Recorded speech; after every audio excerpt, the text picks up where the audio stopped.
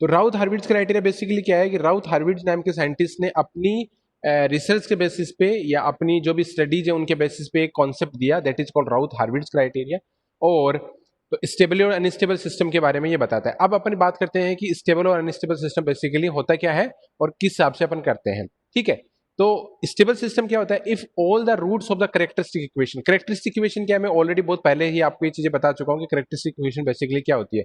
फिर भी characteristic equation की बात करूं तो आपको एक मैंने ये बताया था कि जैसे मान लो कि आपका जो क्लोज लूप सिस्टम है, फॉर एग्जाम्पल कोई भी क्लोज लूप सिस्टम है, उस क्लोज लूप सिस्टम का जो क्लोज लूप ट्रांसफर फंक्शन है यानी CLTF close loop transfer function, अगर मान लो कि आपका ये दे रखा है कि that is 2s plus 2 upon s square plus 4s plus 3, ये अगर मान लो कि क्लोज लूप ट्रांसफर फंक्शन आपको दे रखा है, तो जो S square plus 4s plus 3 है that is called your characteristic equation. मैंने उस टाइम भी बताया था कि कैरेक्टरिस्टिक इक्वेशन की जो रूट्स होते हैं that are called the poles of the system.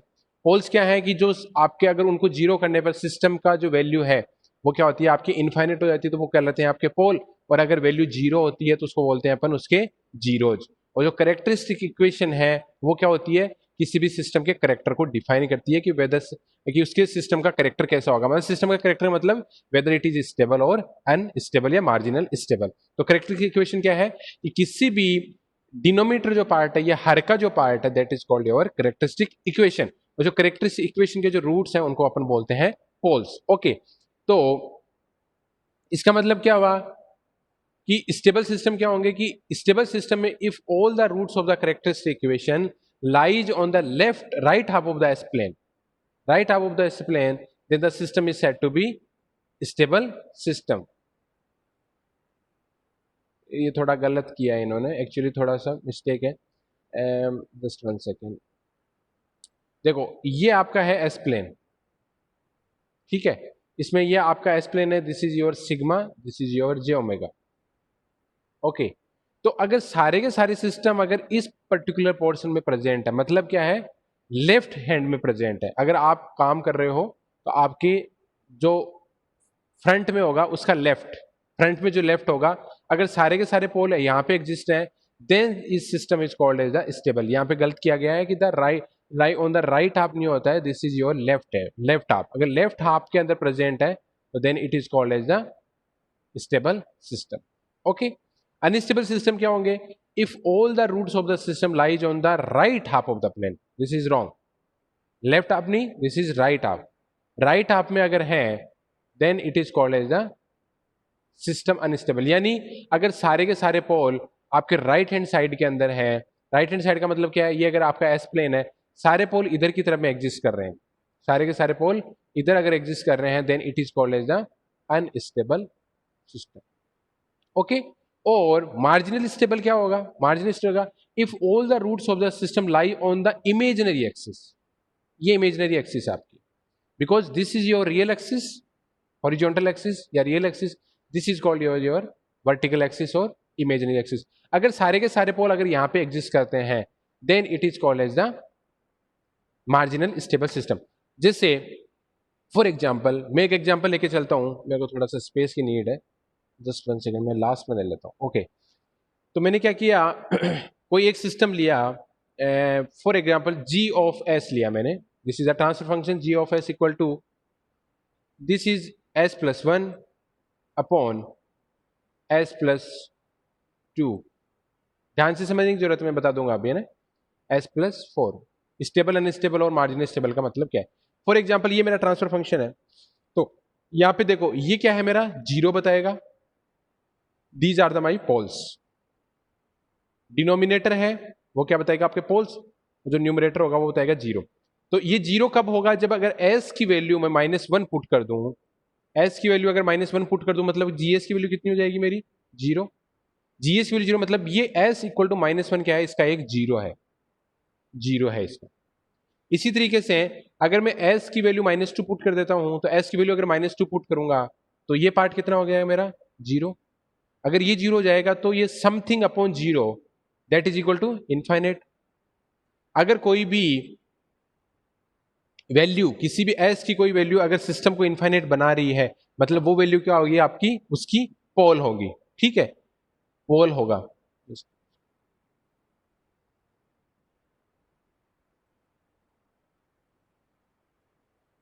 Okay, पोल होगा, ठीक है, ये हो गया। तो ये क्या है मेरा पोल, दिस इज पोल, और इसको मैं P1 देता हूं कि पोल नंबर 1। अगर मान लो कि S की वैल्यू मैं -4 पुट करता हूं, S if I put -4, if I putting the S equal to -4, अगर S की वैल्यू -4 किया तो अगेन वैल्यू कितनी हो जाएगी आपकी, इनफाइनाइट। अगर इनफाइनाइट हो गई तो S की वैल्यू -4 अगर पुट की है, S की वैल्यू अगर -4 इनपुट की है, तो this is also the pole, that is called the P2। तो आपके पास में क्या है, एक जीरो है, एक पोल है, दो पोल है। अगर मैं इसको एस प्लेन के अंदर बनाता हूं, अगर एस प्लेन के अंदर बनाता हूं तो मैं क्या करता हूं, एस प्लेन में यहां पे बना लेता हूं। For example this is my S plane. तो देखो एस इक्वल टू -1, ये जीरो है आपका यहाँ पे, तो -1 कहां पे होगा, कहीं यहाँ पे होगा, मतलब ये क्या है इसका एक जीरो। ओके, फिर एस इक्वल टू -2, एस अगर -1 यहाँ पे, तो एस इक्वल टू -2 क्या हो जाएगा, क्योंकि ये तो क्या है पॉजिटिव एस की वैल्यू होगी, और ये वैल्यू क्या होगी आपकी नेगेटिव एस की वैल्यू। एस इक्वल टू -1 पे क्या है आपका zero, this is your zero. यहाँ पे क्या होगा आपका पोल, पोल को अपन रिप्रेजेंट करते हैं क्रॉस साइन से, तो एस इक्वल टू -2, ये पोल खत्म हो गया।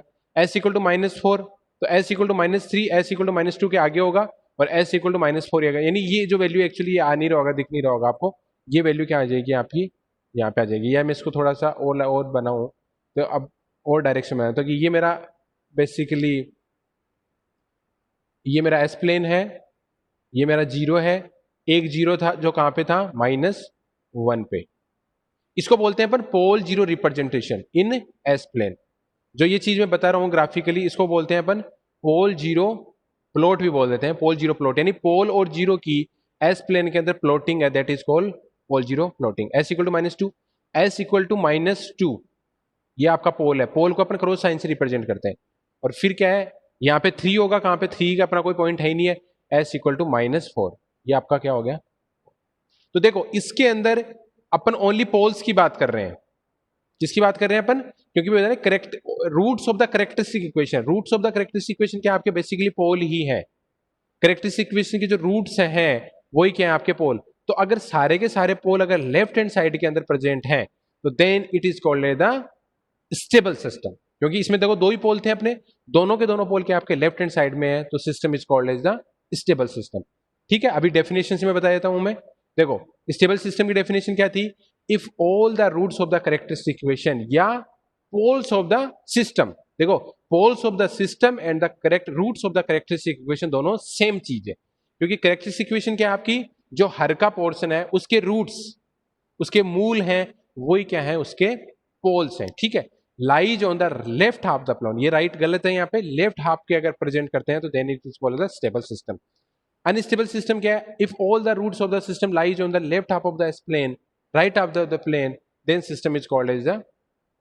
इसमें एक्चुअली क्या है, अनस्टेबल सिस्टम के अंदर मैं और चीज मॉडिफाई करता हूं कि अगर एक भी पोल अगर राइट हैंड साइड के अंदर है, then system is also unstable. अगर एक भी पोल अगर राइट हैंड साइड में है तो सिस्टम क्या होगा आपका, अनस्टेबल होगा।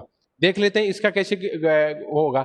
सपोज करो कि मैंने एक वो लिया, जी ऑफ एस लिया, यानी ट्रांसफर फंक्शन लिया मैंने G of S, that is equal to s+2 upon s-3 and s-5, ये लिया मैंने। तो देखो जीरो क्या है आपका, s इक्वल टू -2, इसका जीरो क्या है, s इक्वल टू -2, क्योंकि ये जीरो बना रहा है।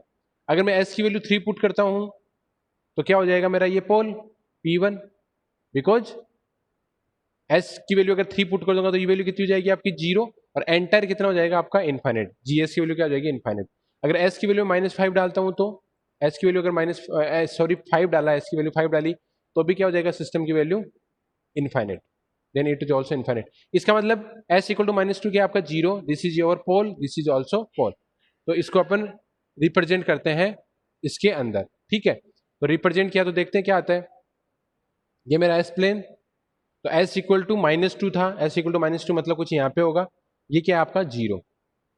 फिर s equal to 3, pole P1 3 पे, और फिर था s इक्वल टू 5 पे ये।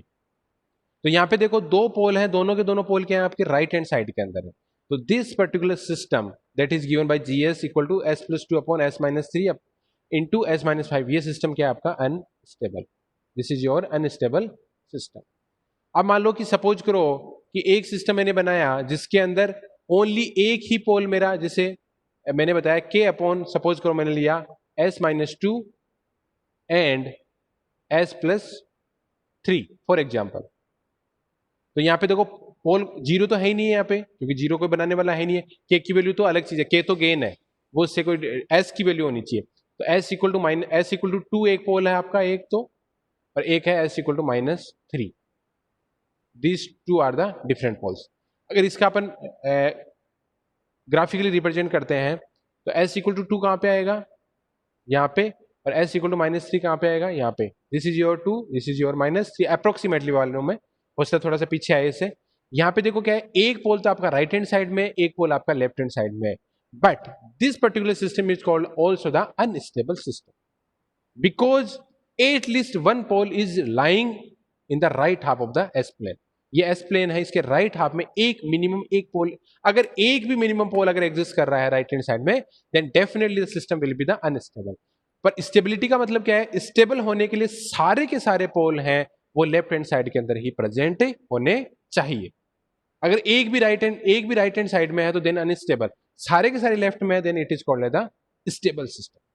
फिर एक बात आई थी मार्जिनल स्टेबल, एक आया था आपका point marginal stable. Marginal stable में क्या है, if all the roots of the system lies on the imaginary axis of the S plane, imaginary axis of the S plane, then system is said to be the marginal stable। What does it mean, देखते हैं। इसका मतलब क्या है, इसका मतलब ये है कि फॉर एग्जाम्पल मैंने एक ट्रांसफर फंक्शन लिया जिसकी वैल्यू है GS इक्वल टू, मैंने लिख देता हूं, GS मैंने नहीं लिखा, K इंटू S+1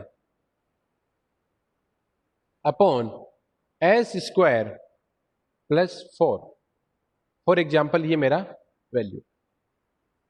ओके, तो देखो जीरो क्या हो जाएगा आपका, S=-1, zero is S=-1।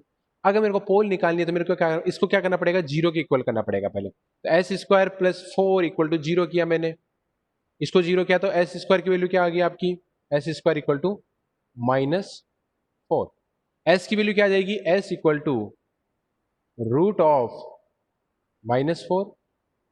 √−4।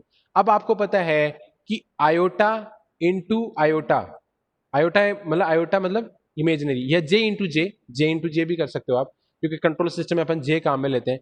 J into जे या आई इंटू आई या के इंटू के, हमेशा वैल्यू कितनी होती है आपकी, I² that is equal to -1। This is also the -1। ठीक है, तो जे इंटू जे क्या होता है, -1। तो -1 की जगह क्या लिख सकता हूं मैं, ये माइनस जो दिख रहा है इसकी जगह क्या लिख सकता हूं मैं, J² लिख सकता हूं। तो वैल्यू क्या हो जाएगी, S इक्वल टू, आगे सोल्व करता हूं मैं, S इक्वल टू हो जाएगी √4 इंटू J², क्योंकि -1 इंटू 4 को मैं -1 की जगह क्या लिख सकता हूं, J²। ये कंट्रोल सिस्टम है, क्योंकि जब आप वेक्टर में बात करते हो तो आप आयोटा बात करते हो, मतलब जैसे कॉम्प्लेक्स में बताओ x+ आयोटा y, वो वहां पे काम आता है मैथमेटिक्स में। बट नॉर्मली कंट्रोल सिस्टम के अंदर इमेजिनरी पार्ट को अपन जे से रिप्रेजेंट करते हैं most of the time, that's why I am not taking the iota. Okay, J काम में लूंगा मैं, तो J² हो गया, कोई डिफरेंस नहीं है, नोमेनक्लेचर का डिफरेंस है बस। तो -1 की जगह पुट कर दिया मैंने J²। जब इसको मैं सॉल्व करूंगा तो एक वैल्यू आएगी S1 इक्वल टू +2J, और एक वैल्यू आएगी S2 इक्वल टू -2J। अब आप बोलोगे कि सर -2 और +2 क्यों आ रहा है, देखो एक्चुअली अगर मैं ये बोलूं कि S² इक्वल टू 4 है,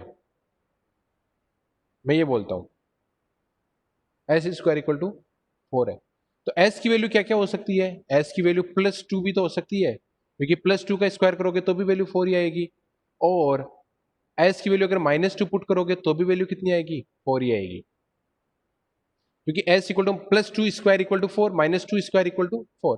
यानी जब भी कभी किसी भी रूट को सॉल्व करते हैं, मतलब रूट है, अगर रूट सॉल्व कर रहे हो तो उसकी वैल्यू हमेशा प्लस और माइनस दोनों में आएगी, उसकी वैल्यू प्लस और माइनस दोनों में आएगी। ठीक है, तो इसका मतलब क्या है कि आपका जो फाइनली रूट्स आए वो क्या है, एक आया आपका s equal two plus 2j और एक आया s equal to minus 2j।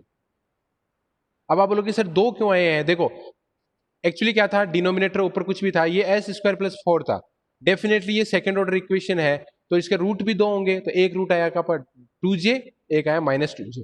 तो अब इसको रिप्रेजेंट करते हैं, तो देखो ये तो रियल एक्सिस है, ये तो रियल है, जिसमें 1 प्लस 2 आयोटा है, तो देखो ये प्लस 2j क्या आएगा ऊपर, माइनस 2j कहां पे आएगा नीचे, क्योंकि बराबर डिफरेंस होगा, ये ओरिजिन से ऊपर ओरिजिन से नीचे।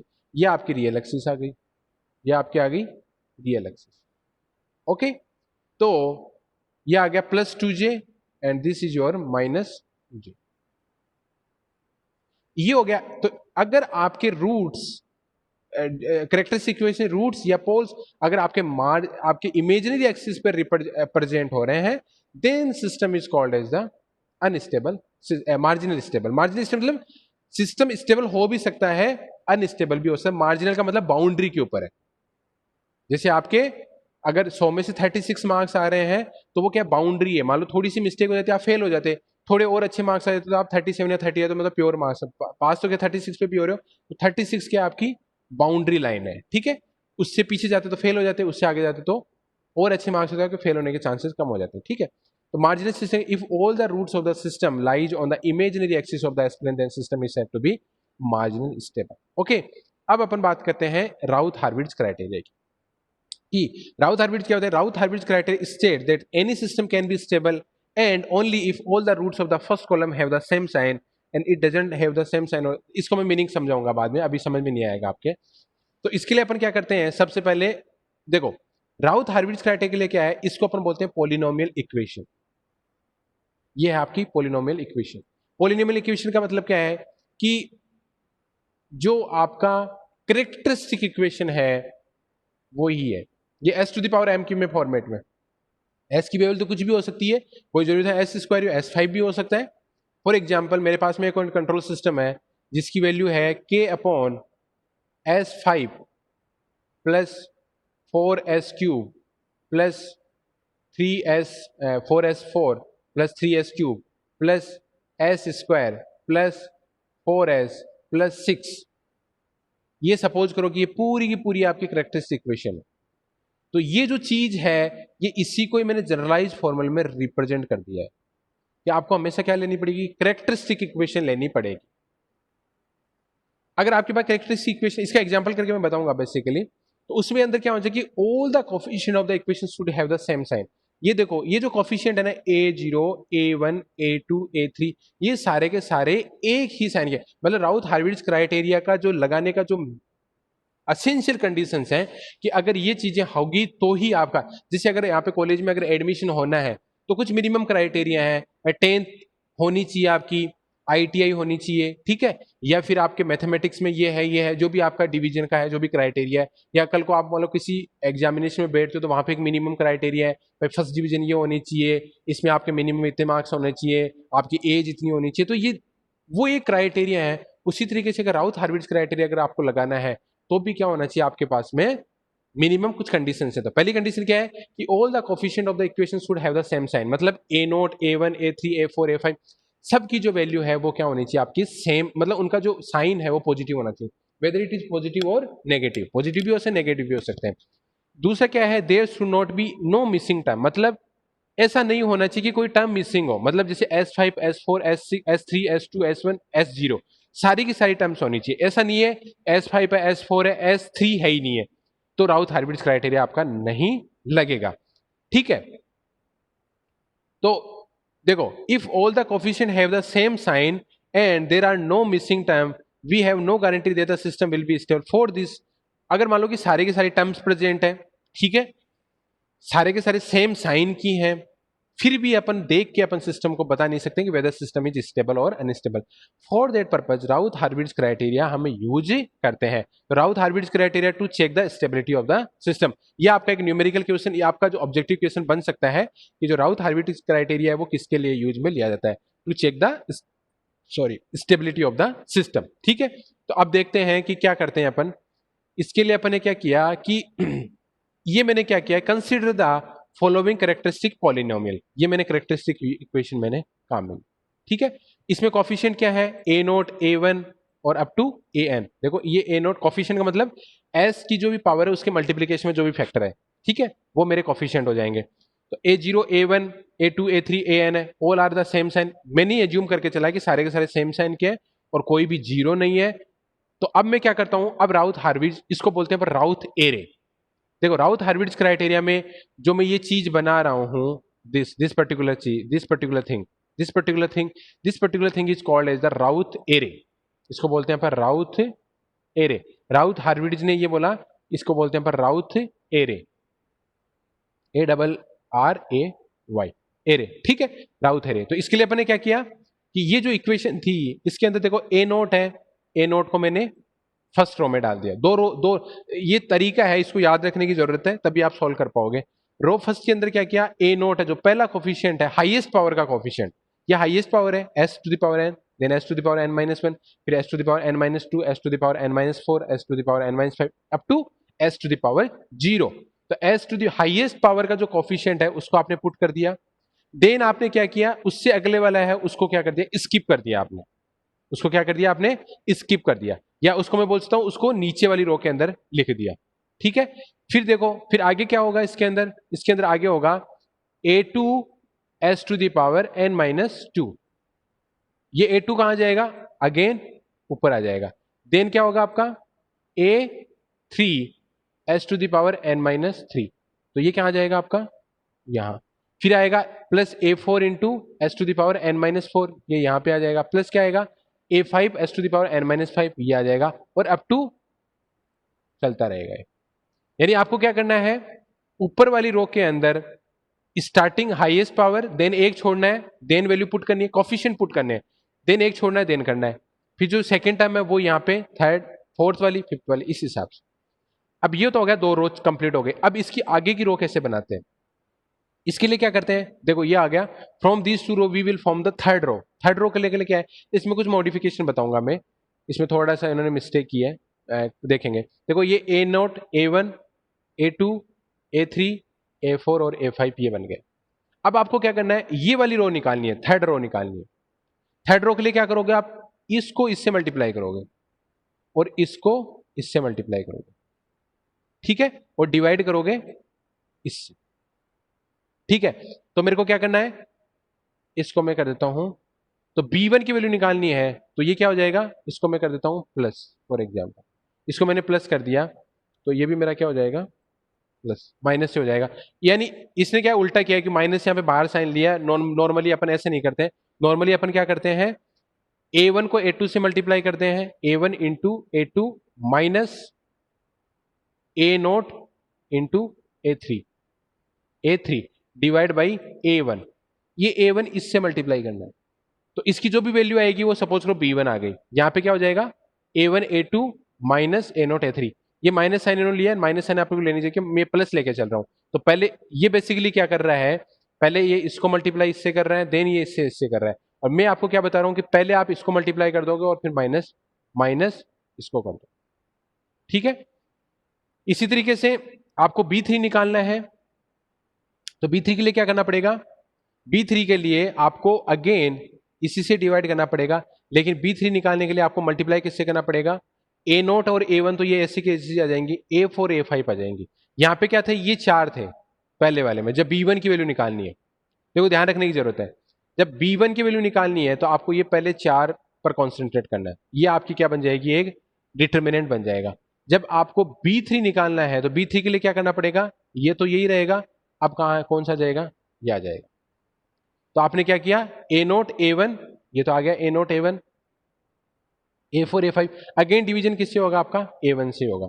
तो इसको अपन अगर और करेंगे तो ये माइनस साइन इसने फालतू में लिया है, तो ये plus, this is minus, this is plus. पहले आप इसको इससे मल्टीप्लाई करो और देन ये ए फोर होगा यहाँ पे, और ये क्या हो जाएगा, ए नोट ए फाइव। तो क्या हो जाएगा, a one into a four minus a naught upon a five divide by a one, यह आ जाएगा आपका this b two. B five निकालना है तो क्या करना पड़ेगा, पहले ये 2 ले लो और आगे वाले इसके 2। अब इसको एक एग्जांपल से समझाता हूं आपको, ठीक है। C1 निकालना है, हाँ इसका एक और एग्जांपल है। अगर C1 निकालना है तो क्या करना पड़ेगा, इन 2 को लेना पड़ेगा, इन 4 को, ऊपर जस्ट ऊपर वाले वो, कि वही देखो मैं बता देता हूं वापस एक बार, कि अगर B1 निकालना है तो आपको क्या करना पड़ेगा, इन दोनों इनको लेना है डिवाइड बाई A1, ठीक है। अगर B3 निकालना है तो this and this divide by this. B5 निकालना है तो दिस आगे का डिवाइड बाई A1। C1 निकालना है तो इसके जस्ट ऊपर वाले A1 B1 A3 B3 divide by B1। C3 निकालना है तो A1 B1 और A5 B5 डिवाइड बाई इस हिसाब से आप निकाल लेंगे, ठीक है। अब देखो ये अपन मान लो कोई कैरेक्टरिस्टिक इक्वेशन दे रही है। कैरेक्टरिस्टिक इक्वेशन मतलब क्या है, ये आपका क्या है, क्लोज लूप ट्रांसफर फंक्शन है। दिस इज योर सपोज करो क्लोज लूप ट्रांसफर फंक्शन है। तो अब इसकी वैल्यू निकालनी है तो अपन क्या करेंगे, राउ थ्योरम बनाएंगे। राउ थ्योरम बनाने के लिए क्या करेंगे, जो हाईएस्ट पावर है उसका कोफिशिएंट कितना है आपका 1, दिस इज योर 1। या मैं इसको यहाँ सामने इसी के साथ ही बना देता हूँ मैं, आपको आइडिया लग जाएगा। राउ थ्योरम बनाने के लिए आपने क्या किया, ऐसा कुछ किया, उसमें सबसे जो हाईएस्ट पावर है उसको ऐसा लिख दिया S4 बनाने के लिए। देन आपने लिख दिया, छोटा बनाना पड़ेगा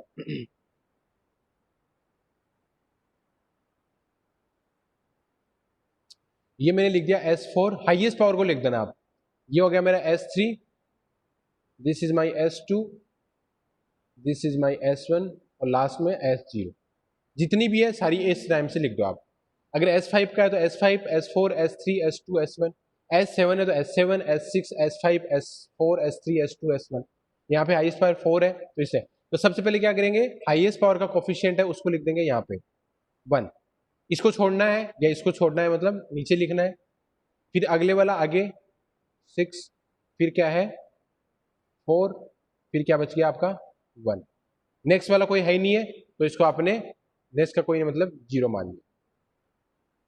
अब इसकी वैल्यू निकालनी है आपको तो क्या करना पड़ेगा, इसको इससे मल्टीप्लाई करो, इसको इससे मल्टीप्लाई करो।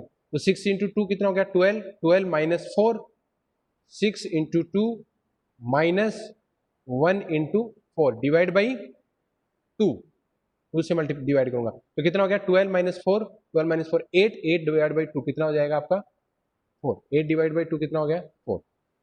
इसकी वैल्यू निकालनी है तो इसको इससे मल्टीप्लाई करो, इसको इससे मल्टीप्लाई करो, डिवाइड बाई दिस। तो कितना किया 4 इंटू 1 4 माइनस 6 इंटू 0 तो 0, तो 4 डिवाइड बाई 2 तो कितना आ जाएगा 2। अब यहाँ पे कोई वैल्यू है नहीं तो मतलब ये क्या है 0, दिस इज ऑल्सो 0। इसकी वैल्यू निकालनी है आपको तो क्या करोगे, just 1 second, I did mistake, मैंने मिस्टेक कर दी यहाँ पे।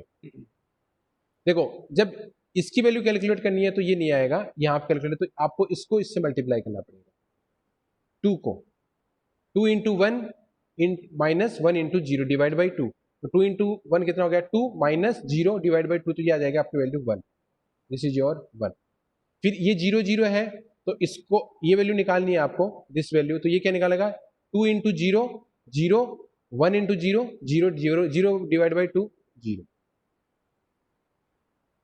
तो यही चीज मैंने आगे यहाँ पे की है, देखो ये आ गया 1, ये आ गया आपका 6, this is your 1 and this is 2 and 4, 2 into 4, ठीक है। तो इसकी वैल्यू निकालनी है आपको, इसको इससे मल्टीप्लाई किया आपने और इसको इससे मल्टीप्लाई किया तो कितना आ गया 6 इंटू 2 12 माइनस 4 डिवाइड बाई 2, तो 6 12 माइनस 4 8 डिवाइड बाई, तो कितना आ गया 4। फिर इसकी वैल्यू निकालनी है तो आपने क्या किया, इसको मल्टीप्लाई किया इससे और इसको मल्टीप्लाई किया आपने इससे, मतलब 0 से, तो 2 इंटू 1 कितना हो गया 2 माइनस 1 इंटू 0 कितना हो गया 0 डिवाइड बाई 2, ये कितना आ गया 1, ठीक है। फिर इसकी वैल्यू निकालनी है आपको तो क्या करना पड़ेगा आपको, ये चारों काम आएंगी बस ओनली, तो इसको इससे मल्टीप्लाई करोगे आप, इसको इससे और डिवाइड बाई 4, तो 4 इंटू 4 कितना हो गया 16 माइनस 2 इंटू 1 2 डिवाइड बाई 4, तो कितना आ जाएगा 14 अपॉन 4, 14 अपॉन 4 कितना आ जाएगा आपका 3.5, 3.5। आगे कुछ बनता है, देखते हैं देखे बनता है कि नहीं बनता है। ये तो कुछ बनेगा नहीं, ये तो कितनी वैल्यू हो जाएगी आपकी 0 अगेन। 0 क्यों हो जाएगी? क्योंकि इसको 3.5 से मल्टीप्लाई करोगे, वैल्यू इसकी वैल्यू निकालनी है ना आपकी, इसकी वैल्यू निकालनी है। तो इसकी वैल्यू निकालने के लिए आपको क्या करना पड़ेगा? ये वैल्यू आपकी 0 है, this is also 0, you have to find out is this. तो आपको क्या करना पड़ेगा? इसका मल्टीप्लीकेशन करना पड़ेगा आपको इससे, और इसका मल्टीप्लीकेशन करना पड़ेगा आपका इसका। ये भी वैल्यू क्या आपकी 0, तो 3.5 इंटू 0 0, ये भी 0, तो ये भी वैल्यू कितनी आ गई आपकी 0 आ गई। ठीक है, ये आपकी हुई फाइनली बात। इसके बाद में एक और निकल सकता है, S0 भी निकाल सकते हैं। S0 इससे शायद निकाला नहीं है। ये वैल्यू आपकी कितनी है 0। अब अगर ये वैल्यू निकालनी है आपको तो आप इसको करोगे इससे मल्टीप्लाई, इसको करोगे इससे multiply, divide by this one. तो 3.5 इंटू 1 कितना हो गया आपका 3.5। ठीक है, और माइनस 4 इंटू 0 कितना हो गया 0, डिवाइड बाई 3.5। 3.5 डिवाइड बाई 3.5 कितना हो जाएगा 1। तो फाइनल जो वैल्यू आएगी इसकी, दैट विल बी योर 1। अब ये तो कर लिया आपने काम। अब आपको क्या करना है, राउथ हर्विट्ज क्राइटेरिया ये बोलता है कि जो फर्स्ट कॉलम है इसको आपको चेक करने की जरूरत है। Only first column check. अगर फर्स्ट कॉलम के अंदर आपको जो न्यूमेरिकल वैल्यूज है उनसे कोई मतलब नहीं है कि ये 4 है, 5 है, 10 है, 15 है, कुछ नहीं, आपको साइन चेक करने की जरूरत है कि सारे के सारे पॉजिटिव है या सारे के सारे नेगेटिव। अगर सारे के सारे पॉजिटिव हैं तो सिस्टम आपका क्या होगा, स्टेबल होगा। अगर सारे के सारे नेगेटिव हैं तो भी सिस्टम क्या होगा, स्टेबल होगा। अगर कुछ कुछ है जो प्लस है, कुछ है आपके माइनस में, सपोज करो कि -4 वैल्यू आ जाती है, तो साइन कितनी बार चेंज हुआ है, एक तो हुआ है प्लस से माइनस, फिर माइनस से अगेन प्लस। तो साइन चेंज हुआ है तो सिस्टम क्या आपका अनस्टेबल है। अनस्टेबल होने का मतलब क्या है कि कुछ उसके जो पोल्स हैं वो राइट हैंड साइड के अंदर प्रेजेंट है। अब कितने पोल राइट हैंड साइड में प्रेजेंट है, उसके लिए क्या होता है कि जितने number of time sign change हो रहा है उतने ही पोल आपके राइट हैंड साइड के अंदर प्रेजेंट है। साइन चेंज हो रहा है तो सिस्टम तो अनस्टेबल है, ये तो श्योर है। कितने पोल उसके राइट हैंड साइड में है, जितने नंबर ऑफ टाइम आपका साइन चेंज हो रहा है। फॉर एग्जाम्पल ये तो प्लस था, ये मान लो माइनस आ गया, this is your again plus, this is your minus, and this is suppose this तो वैल्यू 1 ही थी। अब देखो साइन कितना चेंज हुआ, प्लस से स्टार्ट हुए अपन, प्लस से माइनस किया तो साइन कितनी बार चेंज हुआ, एक बार। फिर माइनस से प्लस गया तो अगेन साइन कितनी बार चेंज हुआ, एक बार। कितना हुआ, 2 हो गए।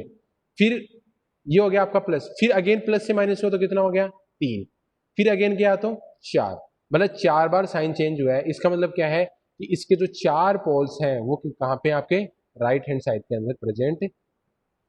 अब जो ओरिजिनल क्वेश्चन था ये था ये, इसके अंदर देखो कोई भी साइन चेंज हो रहा है क्या, नहीं हो रहा है, कोई भी साइन चेंज नहीं हो रहा है। 5 मिनट में ये क्लोज हो जाएगा, ओके 5 मिनट की क्लास हो रही है। तो इसके अंदर देखो इसमें कोई भी साइन चेंज नहीं हो रहा है। अगर कोई भी साइन चेंज नहीं हो रहा मतलब सिस्टम क्या है आपका कंप्लीटली स्टेबल है, सिस्टम इज कंप्लीट स्टेबिलिटी। और एग्जांपल कराऊंगा मैं स्टेबिलिटी के।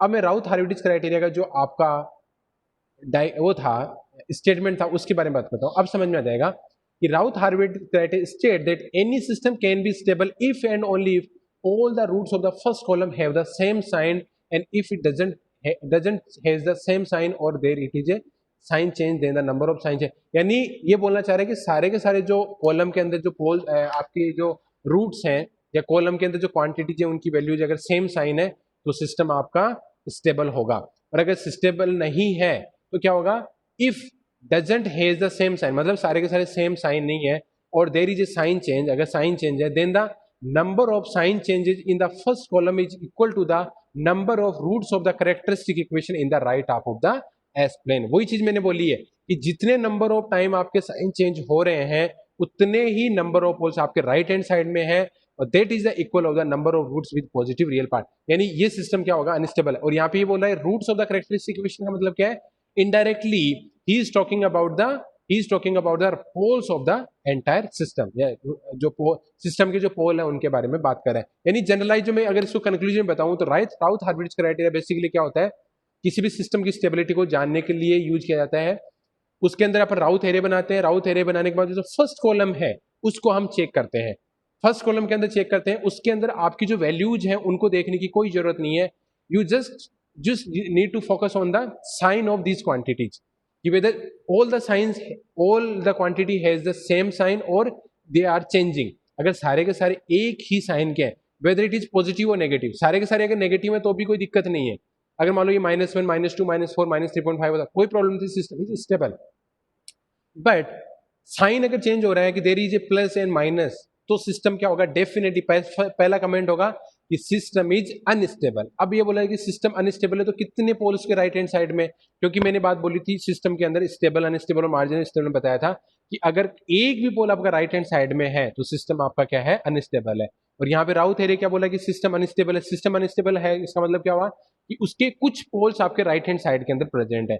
अब कितने पोल आपके राइट हैंड साइड में प्रेजेंट है, उसकी जो वैल्यू है वो अपन फाइंड आउट कर सकते हैं कि कितने नंबर ऑफ टाइम आपका साइन चेंज हुआ है. अगर 3 टाइम साइन चेंज हुआ है तो मतलब 3 पोल आपके राइट हैंड साइड में. अगर 2 बार चेंज हुआ है तो 2 पोल है. अगर एक ही बार चेंज हुआ है तो मतलब 1 पोल है. ठीक है, ये आपका राउथ हार्विज के बारे में. एक दो एग्जांपल मैं और कराऊंगा इसमें डिटेल में. अभी अगर कोई डाउट है तो you can ask to me, क्योंकि एक्चुअली टाइम भी कंप्लीट होने वाला है.